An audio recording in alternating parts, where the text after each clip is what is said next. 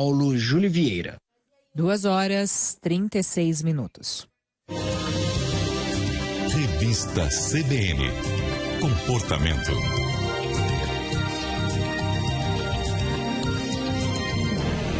Mulheres, esse é o nosso assunto de agora aqui no Revista CBN. Mais do que isso, as imagens da mulher no Ocidente moderno. É uma trilogia de livros que trazem justamente a evolução e algumas imagens importantes que a mulher foi tendo ou construindo, ou sendo construída também ao longo da história. Para falar sobre essa obra que é belíssima, é uma obra de arte, na verdade, cada livro dessa trilogia, para aprofundar um pouco, para conversar com você sobre esse assunto, para chamar você para esse assunto também e para entender a relevância do assunto mulher, do assunto das relações das mulheres e como a mulher está construindo a sua imagem hoje. Para falar sobre isso, eu tenho aqui a alegria de conversar com a autora dessa trilogia, a socióloga Isabelle Anchieta de Mello, doutora em Sociologia pela USP, mestre em Comunicação Social, recebeu distinção acadêmica também pela USP, prêmio pela Associação Internacional de Sociologia. Esse livro dela que também está sendo aclamado, premiado, e eu tenho a alegria de estar agora com a professora Isabelle. Professora, boa tarde. Boa tarde, Petri. A alegria é toda minha, completamente minha. Eu queria primeiro saber o que te inspirou na tua pesquisa e na composição das imagens da mulher no Ocidente moderno. Claro que eu vou querer saber sobre tudo que você descobriu, mas vamos começar pela tua inquietação e por que pesquisar a imagem da mulher. Petri, essa é uma excelente pergunta, porque eu costumo dizer que a minha inquietação vai meio na contracorrente do que, em geral, as pesquisas sobre a imagem da mulher trabalham. No sentido de que eu intuí, de certa forma, que a mulher foi uma protagonista da modernidade. Ela que, de certa forma, desestruturou toda aquela sociedade organizada de determinadas maneiras, não só para elas, mas para todos nós, inclusive para os homens, né? Quando a mulher muda a sua posição, a gente muda todo o jogo da sociedade. Então foi essa intuição que, ao invés de ser uma vítima, eu percebi como que a mulher, ainda que estivesse submetida a uma série de constrangimentos, como ela usou sua tenacidade, a sua astúcia, a sua inteligência, ou seja, a mulher sempre foi sujeito, ela nunca foi objeto, e assim como ela reconfigurou a história. Então, minha pesquisa, na verdade, o meu objetivo era analisar a crescente humanização social. O que significa dizer que aqueles marcadores sociais da diferença, que são a cor, o sexo, a etnia, como que eles vão perdendo força ao longo do tempo. Tá. Esse era o meu grande interesse. E depois eu queria mostrar como que esse processo de lutar por reconhecimento, a gente lutar por ter um rosto nesse mundo, para a gente ter uma estima, para a gente se individualizar, como que isso acelerou esse processo de humanização. E aí usei a mulher como a grande personagem, ela é protagonista mesmo dessa história e foi por isso que eu a escolhi.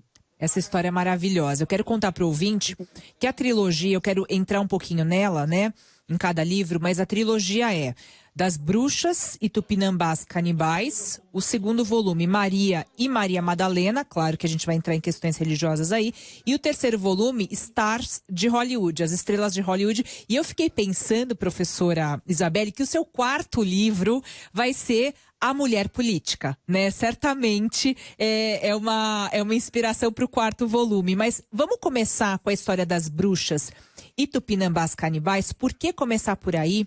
E por que falar dessa imagem da mulher bruxa, que já alude também à questão de poder, a questão do mistério, a questão da gestação? Conta um pouco para a gente do primeiro volume. Perfeito. Eu comecei porque, na verdade, eu estava querendo entender a modernidade. Então, eu vim do final da Idade Média para a passagem para a modernidade. E era o meu fôlego também. Foram 8 anos de pesquisa, né? Eu trabalhei por muitos séculos. Era onde eu tinha um recurso material, tanto de imagens quanto de documentos, maior. Então, por isso eu iniciei por ali. Ainda que a imagem da mulher na antiguidade seja fascinante, que eu trabalhe com algumas referências, né, da mitologia, mas eu começo por ali. E as bruxas, Petri, na verdade, nada mais são do que um estereótipo para tentar controlar um grupo de mulheres que fugiam a determinados padrões. No final das contas, a gente descobre que a bruxa nada mais eram do que mulheres que eram as médicas dos pobres, na época em que, na Idade Média, os médicos eram apenas homens. Então, essas mulheres vão cumprir um papel social nas suas comunidades rurais muito importantes e ainda cumprem, né? As famosas benzedeiras, parteiras, curandeiras, elas estão aí no interior ainda, vivas. E hoje não são bruxas, né? Não foram estigmatizadas. Mas, naquele momento, aquilo começa a incomodar a Igreja Católica, que estava ali firmando o seu monopólio salvacionista do mundo.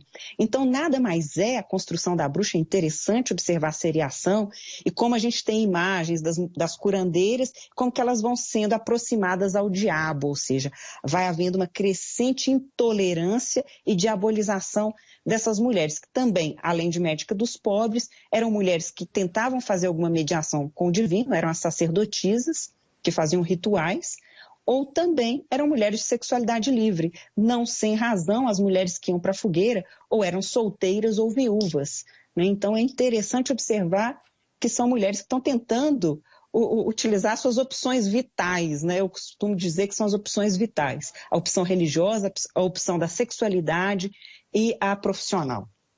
Bom, aí o nosso segundo livro dessa trilogia é Maria e Maria Madalena. Por que esse nome, professora? Eu trabalhei com um grande estereótipo da religião, que ele, na verdade, ele é quase simultâneo aí com o das bruxas, e com as tupinambás canibais, que eu acabei não falando muito delas, são interessantíssimas também no livro 1. Eu trabalho com as tupinambás, que são uma referência made in Brasil, por assim dizer, né? Como que nós vamos, de certa forma, exportar um imaginário que vai influenciar a iconografia das bruxas. Essa é uma das grandes descobertas do livro 1, como que nós influenciamos a ideia do canibalismo, do caldeirão e dessa violência. Também as índias eram protagonistas, eram canibais e protagonistas dos rituais, né? E usavam os prisioneiros como escravos sexuais, elas tinham relação com eles, matavam e comiam, literalmente. Então, também foi um capítulo interessante. Aí depois eu faço a transição, porque a mulher variou entre a diabolização, que seriam então as bruxas tupinambás, e uma idealização, que aí eu chego na imagem de Maria, que talvez seja a imagem mais importante do Ocidente, a imagem religiosa, que vai orquestrar a ideia da virgindade, da castidade, do casamento. Mas é interessante também, Pétria, que nesse livro eu vou traçando essa trajetória da humanização e mostrando como que ela passa de imperial no trono, no início da própria Igreja Católica se firmando como uma instituição, e essa imagem de Maria vai se humanizando. Aí a gente vê uma imagem de Maria amamentando o menino Jesus, do aleitamento. É uma imagem muito comum do século XIV, patrocinada pela burguesia italiana. Então é interessante que já traz as marcações de um outro grupo social que começa a patrocinar as imagens. Com certeza. E depois ela passa de humilde, a ideia da natividade, daquela Maria, que agora no Natal ela é tão presente, né, do menino Jesus. Aquela imagem foi criada por São Francisco de Assis nos Montes de Arezzo, no século XIII. E aí isso vai ser reproduzido pela pintura, tanto é que na Bíblia não há referências, né, de um espaço aberto, ao contrário. Se dá o nascimento numa casa, numa hospedaria, e nunca se diz nesse espaço rural e etc. Então, como São Francisco de Assis vai trazer a humildade mariana, ela desce do trono e praticamente se ajoelha, né? Tira os sapatos, a ideia das sandálias que vão vir das carmelitas. Ou seja, como que a imagem ela é testemunha desses jogos de poder dos grupos daquele momento. Então, ela vai mudando até se tornar negra na América, que para mim é surpreendente, né? A imagem de Maria é tudo, né? Até se tornar negra para fazer essa ponte, de certa forma, afetiva de grupos, né? Que se viam como, entre aspas, raças diferentes, né? A gente sabe que só tem uma raça humana, mas até então, né, os negros escravizados, os índios, a Maria vai ser uma ponte afetiva interessante e vai ser utilizada como um instrumento de colonização e dulcificação dos ânimos. Ainda nesse volume, no segundo volume da imagem, você ainda faz uma reflexão e uma análise, e eu gosto muito desse título, A Mulher Honesta, o casamento por amor, entre o romance e a frustração. Aí já começa a mudar a imagem da mulher no sentido de autonomia, professora? Perfeito, Pétria. Eu acho que até começa um pouquinho antes, que eu também nesse livro trabalho com Maria Madalena, que é uma imagem fascinante. É o começo de uma completa encarnação, que eu digo que Maria pode ser tudo, menos a imagem da mulher. E aqui abro um parênteses, não estou fazendo nenhuma crítica, não estou questionando a existência religiosa, né? Como eu digo, entre mim e Maria há muitos homens, né? Há milhares de pessoas construindo imagens.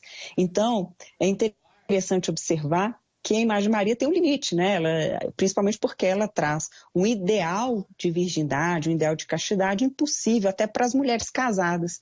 Então, a Maria Madalena vai fazer uma transição até para a própria igreja, que está maculada por uma série de escândalos sexuais, os papas, né, até de corrupção. Eles tinham que encontrar uma outra imagem não tão imaculada para representar a igreja. E surge, então, no final do 16, 17, uma crescente produção da imagem de Maria Madalena, que é uma mulher que vai fazer uma nova pedagogia, do pecado à salvação. E ela é muito importante, ela é uma ponte para a modernidade, para mulheres, até mesmo para as prostitutas, não sem razão. Os conventos da época tinham como madrinha, padroeira, né, imagens dentro desses conventos, Maria Madalena. E as mulheres foram muito astutas, viu, Petra? Até tem uns pontos assim do livro que eu acho muito interessantes, da pesquisa, né, sobretudo. Por exemplo, se o objetivo, muitas vezes, do Estado foi controlar a sexualidade, os conventos foram feitos para atrair as prostitutas, tirá-las da rua e, de certa forma, convertê-las, né, a uma certa castidade, usando a imagem de Maria Madalena como garota propaganda, por assim dizer, né, para atraí-las. As mulheres foram muito espertas, assim. Elas simulavam as possessões demoníacas, né, a ideia de que elas estavam endemoniadas, usando a própria imagem de Maria Madalena. Olha como elas usam e subvertem no outro lugar, né? E falavam que estavam endemoniadas, que Maria Madalena na Bíblia, né, ela é possuída por 7 demônios, Jesus a exorciza, e elas mais ou menos fazem a mesma coisa. Há exorcismos espetaculares dentro das igrejas, elas se tornam celebridades. Até a ideia dos santinhos, que hoje a gente distribui, surge por causa de uma dessas possessas. E elas conseguem, inclusive, mandar padres para a fogueira. Né? No século XVII, tem um caso famoso do convento de Loudun, na França, em que elas todas se articulam, o padre pode ter abusado delas sexualmente, a gente não sabe exatamente a história, né? Mas o fato é que elas denunciam que o padre que estava com o demônio. E ele é mandado para a fogueira, ou seja, invertendo a lógica da Inquisição. Então, é muito interessante observar as frestas, né? Observar como que as mulheres, ainda que, como se diz, toda a teia fosse contra ela, elas sempre souberam, sim, se autodeterminar, se posicionar, ou até mesmo usar e subverter os sentidos das imagens. Até chegar nessas imagens que você disse muito bem, Petra, que são, para mim, a primeira revolução sexual feminina. Não veio na pílula, mas veio na possibilidade das mulheres escolherem o seu parceiro afetivo. Isso é muito importante, né? O famoso amor romântico, que as pessoas criticam tanto, para mim ele é absolutamente, eu vejo ele numa outra chave. Exatamente, eu vejo uma outra chave, porque pensa um casamento completamente exógeno, no sentido de que ele vai cumprir funções que não são afetivas, são funções políticas, econômicas, e por isso as mulheres traíram tanto, né? Tem um livro do Pierre Brantôme, fascinante, divertidíssimo, picante, mostrando que na corte as mulheres traíam, como que elas eram grandes consumidoras de imagens pornográficas. Então, enquanto reinava no espaço público a castidade, a imagem mariana, atrás da cortina circulavam as famosas figuras do Aretino, que é o primeiro Kama Sutra ocidental, com as 16 posições sexuais, ensinando as mulheres uma espécie de pedagogia do prazer, já que era um tabu falar de sexo, como que essas imagens vão ser importantes para ensinar o prazer. Elas viviam isso com os amantes, a ideia do cavalheiro, do cavalheirismo, nada mais é do que essa pulada de cerca, literalmente, inclusive aceita pelos maridos, né, desde que elas fossem discretas.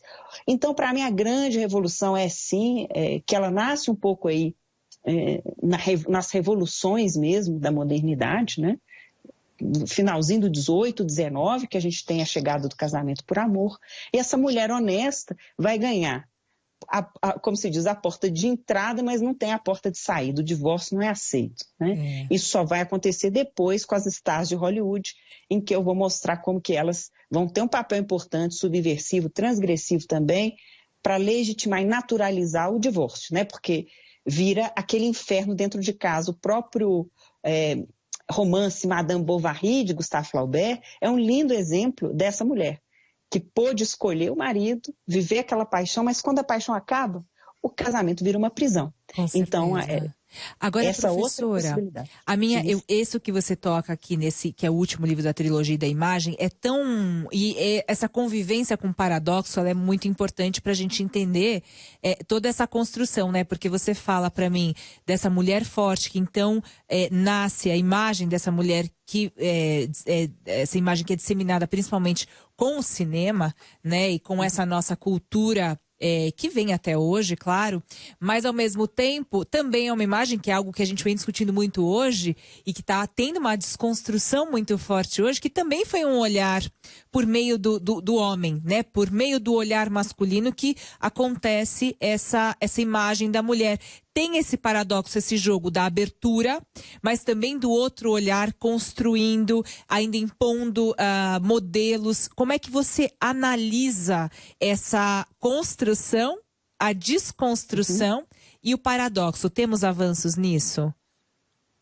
Que linda pergunta, Petra, belíssima, porque eu acho que são os paradoxos, são as contradições. Mas o que eu digo, Petra, assim, geralmente, por isso que eu falo que minha pesquisa foi um pouco numa contracorrente, porque as pessoas partem, Michel Perrault, Georges Duby, estou falando de grandes historiadores da imagem da mulher, eles partem do princípio, olha, como as mulheres nunca se autorrepresentaram, sempre foram representadas pelos homens, sempre foi esse olhar masculino que as conformou, como se isso significasse que elas não tivessem autonomia. E que elas só passam a ter autonomia, aí a gente está falando só do 16, 17, quando começam as primeiras pintoras, as primeiras mulheres a se autorrepresentar, como se esse fosse o marco da tomada de poder. E eu vou dizer, não, as mulheres, mesmo que elas não tivessem produzido suas próprias imagens, esse caso das freiras, por exemplo, é um exemplo, elas souberam usar, subverter as imagens a seu favor, né? E criar um sentido totalmente inusitado.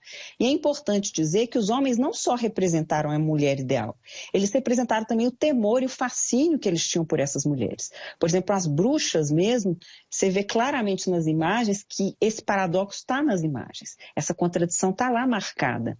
Não foi que um entendimento deles de que as mulheres eram inferiores, muito pelo contrário, era o temor que elas podiam controlar os sentimentos dos homens que fizeram com que eles construíssem todo um arcabouço pedagógico, desde o Aristóteles, Santo Agostinho, falando que a mulher é inferior, que a mulher tem que ficar em casa.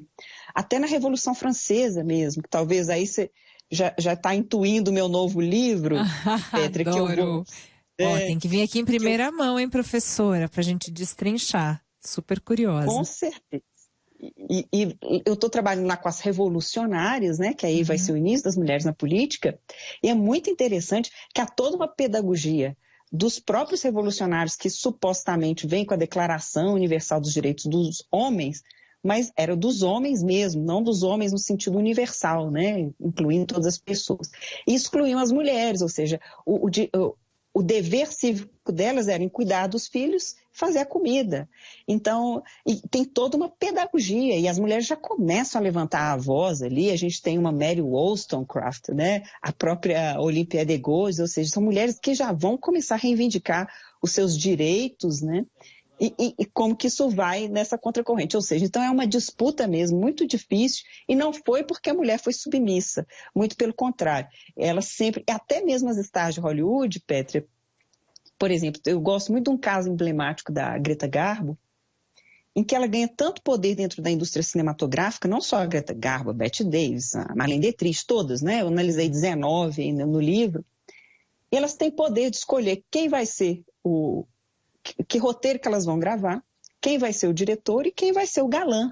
Uau! Então, quem está construindo a imagem, percebe? Então, assim, aí o tal paradoxo, assim, por mais que fala assim, ela é uma imagem construída pelo cinema, estética, mas elas passam a ter um poder que elas têm poder sobre a indústria gira em torno das stars, né? Então, é importante ver o poder da beleza, os usos, e para a gente entender essas astúcias femininas, né? Até deixar de ser astúcia, porque a astúcia ela existe quando você não tem possibilidades, quando não te dão os direitos que você os tem, né? Sempre teve. Então a astúcia é utilizada nas margens, mas depois a gente tem que atuar, como se diz hoje, não tem mais margem, nós estamos dentro, a gente não quer atuar nas margens. Com certeza. Professora, eu estou absolutamente curiosa para o seu próximo livro. Eu poderia ficar discorrendo aqui sobre esse assunto por mais 1 hora. Adriano Bernardino me olha aqui com atenção. Inclusive, eu estou muito espantada a quantidade de homens também aqui no nosso chat no YouTube que comentam que estão gostando da entrevista, fora as mulheres também que estão adorando aqui esse nosso papo. A gente poderia seguir aqui por muito tempo, mas a gente hoje está falando aqui dessa trilogia dos livros das imagens da mulher no Ocidente moderno. Tem muita coisa acontecendo justamente nesse instante, na transformação da imagem da mulher, não só da imagem, mas da atuação da mulher. A gente está aqui, né, num trem, embarcadas e, assim, nessa transformação em pleno acontecimento, a transformação política, a transformação de repertório, a transformação de léxico, professor. E é isso que eu estou muito ansiosa para acompanhar na sequência dos teus estudos. Estou muito feliz que nesse penúltimo Revista CBN do ano pude conversar com você, aqui, sorver da tua inteligência, da tua profundidade. Sigo acompanhando você também nas redes, porque esse estudo sobre o feminino, sobre a nossa imagem, o conhecimento e o conhecimento que a gente porta pode nos trazer e nos alavancar para muito mais, para essa autopercepção, para esse autoconhecimento. Então eu quero agradecer imensamente essa conversa linda com você. Fico de olho nas tuas próximas obras e mais, para a gente continuar falando sobre mulheres com esse olhar sincero, com esse olhar reto também, né, professora, que é importante a gente ter, com essa possibilidade de crítica. Ela é fundamental para a gente construir cada vez mais uma imagem de uma mulher real, forte e transformadora. Professora Isabelle, um beijo enorme e até uma próxima. Beijo, querida. Eu que agradeço. Prazerzão falar com você. Foi a professora Isabelle Anchieta de Mello, socióloga, autora do livro, dessa trilogia Imagens da Mulher no Ocidente Moderno, premiada trilogia.